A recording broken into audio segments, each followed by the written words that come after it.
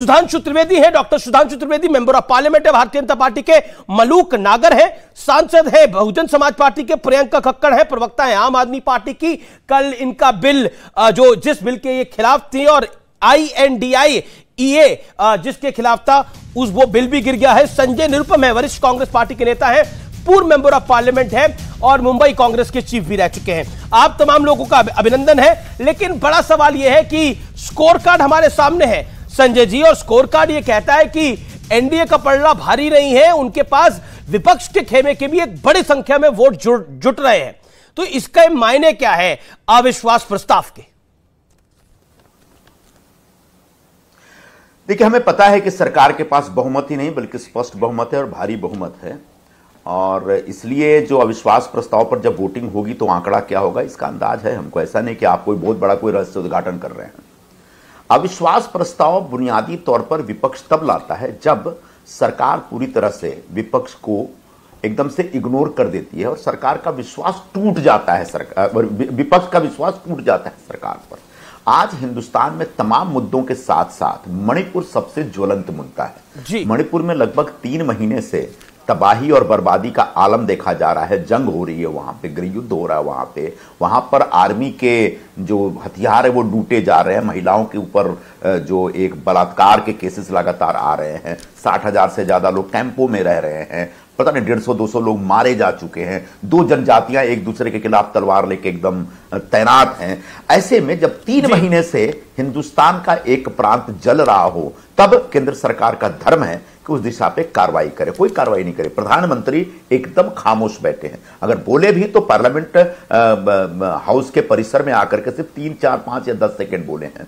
तो ऐसे में सरकार का ध्यान आकर्षित करने के लिए अविश्वास प्रस्ताव के माध्यम से विपक्ष मणिपुर के मुद्दे को पूरे देश के सामने प्रस्तुत करा। और मुझे लगता है आज कांग्रेस की तरफ से जो हमारे सांसद गौरव गोगोई उतरे थे, उन्होंने बहुत अच्छे ढंग से मणिपुर की बुनियादी समस्या के ऊपर सवाल रखा कि प्रधानमंत्री चुप क्यों है, आखिर मुख्यमंत्री से उनका क्या रिश्ता है, क्या मजबूरी है कि इतने फेलियर के बावजूद मुख्यमंत्री के खिलाफ कोई कार्रवाई नहीं कर रहे। और मणिपुर के ऊपर कार्रवाई करने के बजाय, मणिपुर को शांत करने के बजाय आप दूसरे राज्यों की समस्याओं को लेकर के आ रहे हैं और कहीं ना कहीं अपने पाप को छुपाने का एक दुस्साहस कर रहे हैं। पाप को छुपाने की कोशिश कर रहे हैं। किया है वहां पर ड्रग्स का, जी वहां पर एक ड्रग्स का जो इतना बड़ा मुद्दा है, क्या इस पूरे कोई ड्रग कार्टेल का कोई प्रेशर है आपके ऊपर? क्या वो जो कुकीज और मैतेई जनजातियों के बीच वो अफीम की खेती को लेकर के जो लड़ाई चल रही, उसमें चीन का भी इंटरेस्ट है, म्यांमार का भी इंटरेस्ट है? क्या इन देशों के पूरे घुसपैठ की वजह से भारत सरकार कहीं अपने आप को हतबल महसूस कर रही है क्या?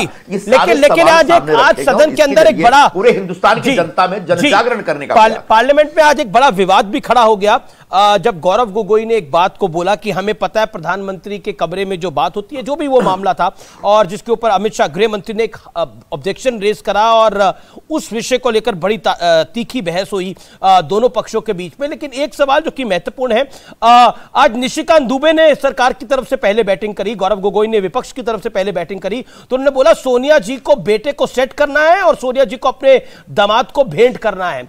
इन शब्दों का इस्तेमाल हुआ। Sanjay Nirupam, a sharp reply on this, then I'll go to Sudhanshu Trivedi. 30 ऐसा है अमीश देवगन जी, ये बीजेपी वाले सोनिया जी के ऊपर पिछले 10 वर्षों से, जब से सरकार में है तब से लगातार बोल रहे हैं, उससे पहले भी बोल रहे थे। बेटा और दामाद के बारे में पता नहीं कितनी टिप्पणियां किया, क्या क्या किया। ये बहुत पुराना टेप है इनका। आज तक रॉबर्ट वाड्रा के खिलाफ जितने भी आरोप लगाए, उन आरोपों में कोई सच्चाई पाई गई क्या? और कोई सच्चाई पाई जाती तो कोई कार्रवाई आपने की क्या?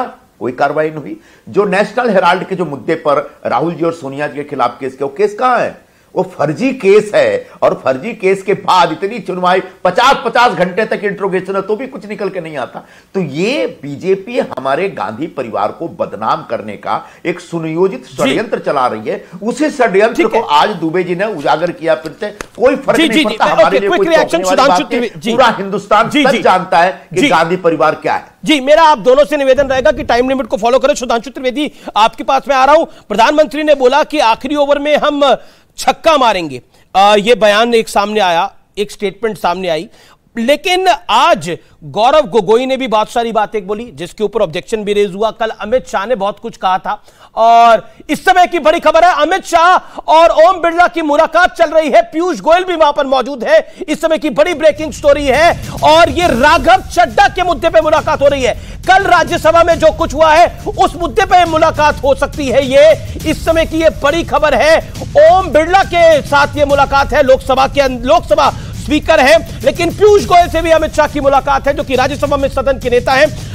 मेरे साथ राज्यसभा सांसद डॉक्टर सुधांशु त्रिवेदी हैं जो कि बीजेपी के प्रवक्ता भी हैं। आज जो बात निशिकांत दुबे ने बोली, क्या आपको लगता है कि आप बीते 15 वर्षों से इस बात को बोल रहे हैं लेकिन कांग्रेस कह रही है, इसका असर क्या है, इसका इंपैक्ट क्या है?